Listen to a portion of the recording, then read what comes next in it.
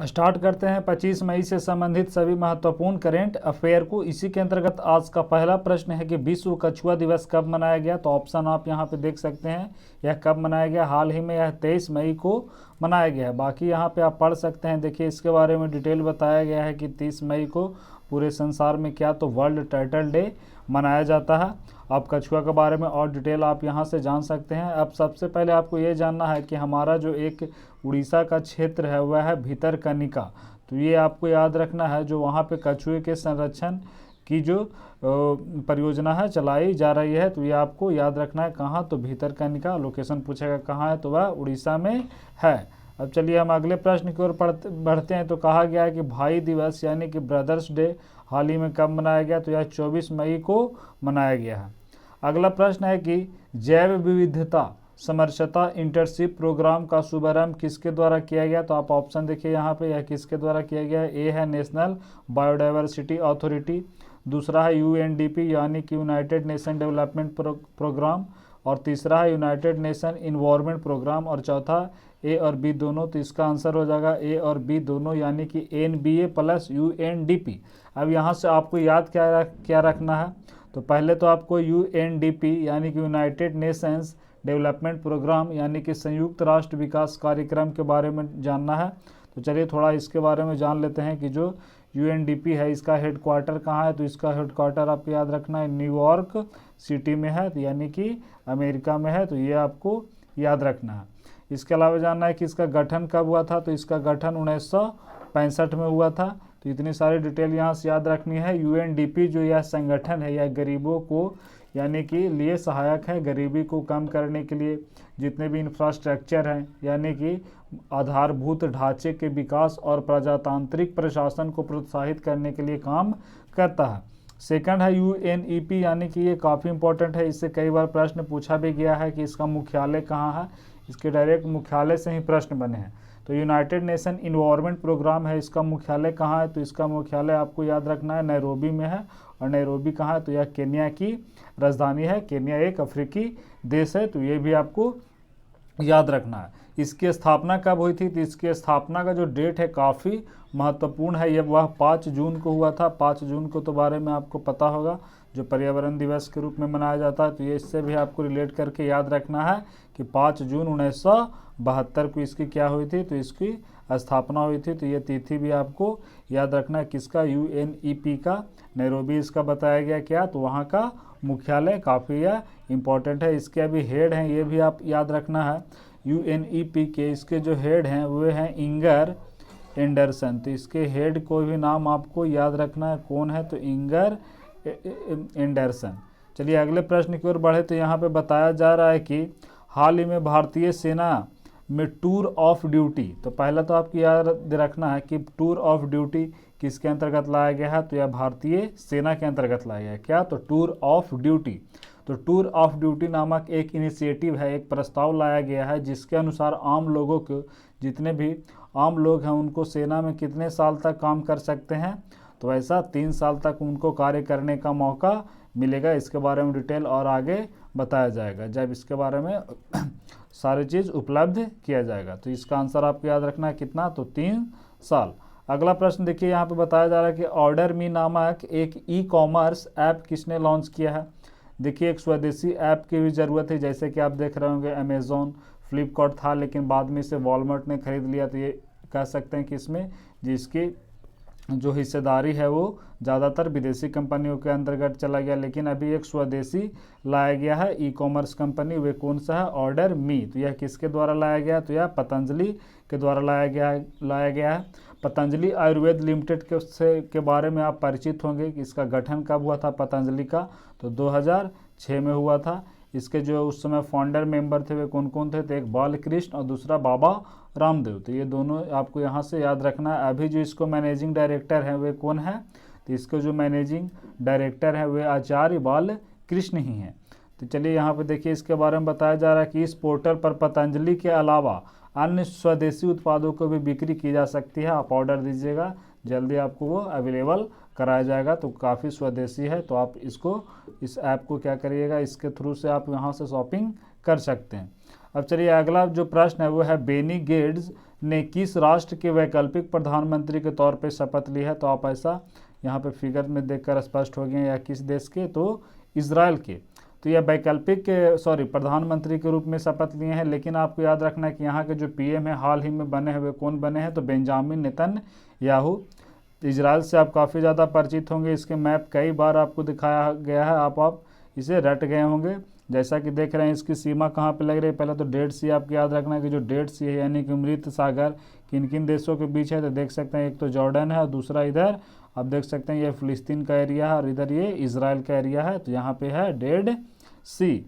आगे आप यहाँ पे जान सकते हैं कि इसका हम देखिए जो सबसे दक्षिणी हिस्सा है वो किससे लग रहा है। तो यहाँ पे देखिए अकावा की खाड़ी से इसकी सीमा यहाँ पे लग रही है। इधर मेडिटेरियन सी से इजराइल की सीमा लग रही है। इधर इजिप्ट जो एक अफ्रीकी देश है उससे सीमा लग रही है यहाँ पे मेडिटेरियन सी से। अगर आप नॉर्थ में आ जाइए तो इसकी सीमा कहाँ से लग रही है, तो ये देख सकते हैं। तो नॉर्थ में इसकी सीमा लग रही है, आप ये देखिए यहाँ पे ये लेबनान से, और इधर में आपको देखिए यहाँ पे सीरिया है, तो सीरिया से भी इसकी सीमा लग रही है। तो इतनी सारे बातों आपको यहाँ से रिलेट करके याद रखना है।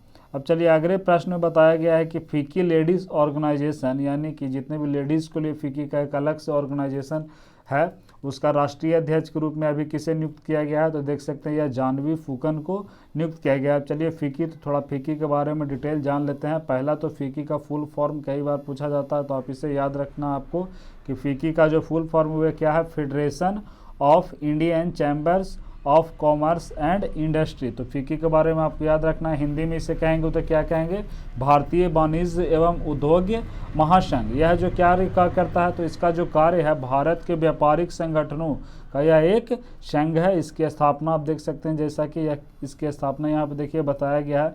इसका फॉर्मेशन कब हुआ था, 1927 में हुआ था।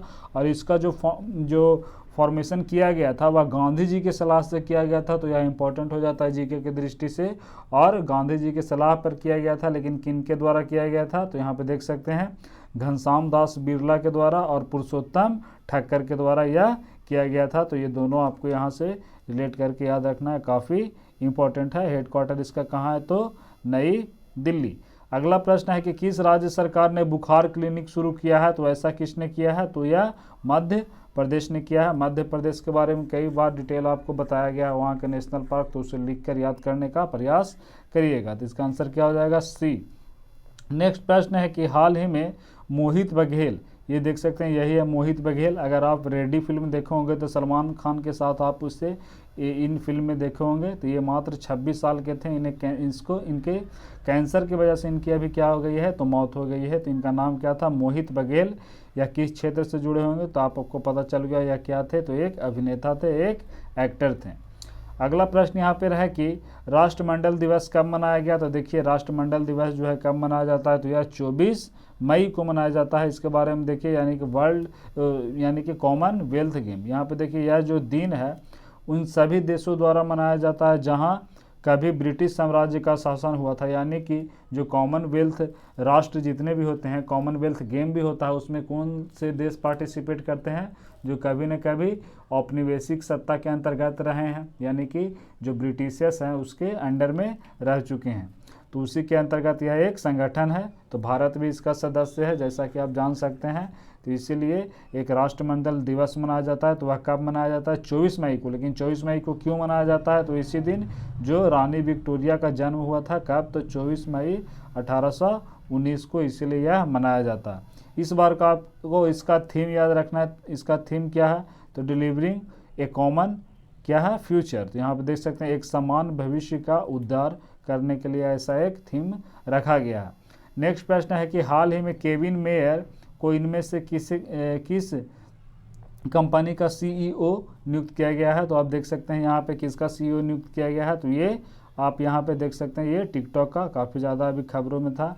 टिकटॉक वर्सेस यूट्यूब चल रहा था, तो इसके लिए आपको याद रखना है कि जो टिकटॉक है उसी का इन्हें सीईओ चुना गया है। तो ये कौन है, तो ये देखिए अमेरिका के हैं। इन्होंने पहले भी एक प्रतिष्ठित कंपनी में काम कर रहे थे, लेकिन टिकटॉक के प्रति जो अभी लोगों का काफ़ी ज़्यादा देख सकते हैं इसके प्रति जो बने हुए हैं टिकटॉक से, तो उसी को देखते हुए ये ज्वाइन किए हैं। तो इनका नाम आपको याद रखना है, इनका नाम क्या है, तो फिर से देखिए इनका नाम यहाँ पे बताया गया था केविन मेयर।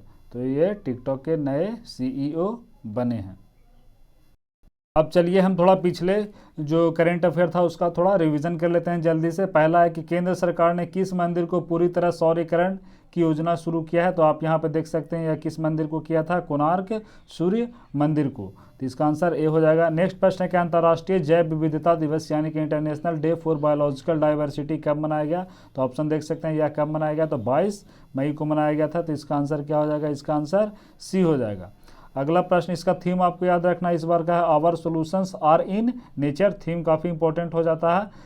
जब मई का जो मंथ है समाप्त हो जाएगा तो वहाँ पर इंपॉर्टेंट जितने भी डे हैं उसको डिस्कस कर दिया जाएगा, साथ ही इंपॉर्टेंट थीम को भी।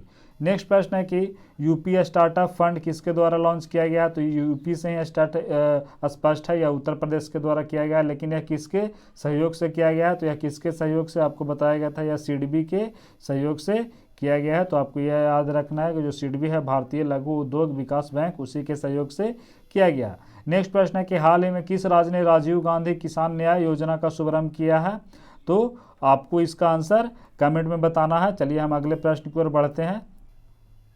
नेक्स्ट प्रश्न है कि इग्नू ऑनलाइन MA कार्यक्रम का शुभारंभ किसके द्वारा किया गया है, तो अभी रमेश पोखरियाल निशंक के द्वारा किया गया है, जो मानव संसाधन में मंत्री हैं। यहाँ पे देखिए अगले प्रश्न है कि हाल ही में सुर्खियों में रही इमरजेंसी क्रेडिट लाइन गारंटी योजना, इसका फुल फॉर्म भी आपको याद रखना है। Emergency credit line guarantee scheme किस क्षेत्र के लिए क्रेडिट प्रदान करता है, तो आप देख सकते हैं जो हमारी MSME है उसके लिए यह जो वित्त प्रदान करने का कार्य करती है।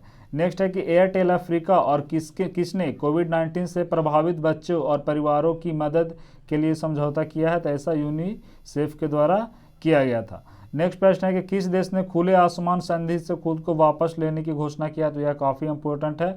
रूस इसका उल्लंघन कर रहा था, जिसके कारण अमेरिका ने इससे बाहर होने का क्या किया है, तो इससे ऐलान किया है। अगला प्रश्न यहाँ पे था कि RBI ने रेपो रेट में कितने BS यानी बेसिस पॉइंट BPS की कमी की है, तो कितने, तो 40 बेसिस पॉइंट की कमी की है। नेक्स्ट प्रश्न है कि ब्रेक द चेन कार्टून अभियान किस राज्य के द्वारा शुरू किया गया है, तो चलिए आज का दूसरा जो प्रश्न पूछा गया एक ये है। पहले चौथा प्रश्न पूछा गया, आपको कमेंट में बताना है। उसके बाद आज का ये जो प्रश्न है इसे भी पूछा गया है, तो इसे भी आपको कमेंट में बताना है। अगर इस प्रश्न के बारे में आप डिटेल भी जानते हैं तो डिटेल में भी आप वहाँ लिख सकते हैं। चलिए वीडियो को यहीं पे समाप्त करते हैं। धन्यवाद।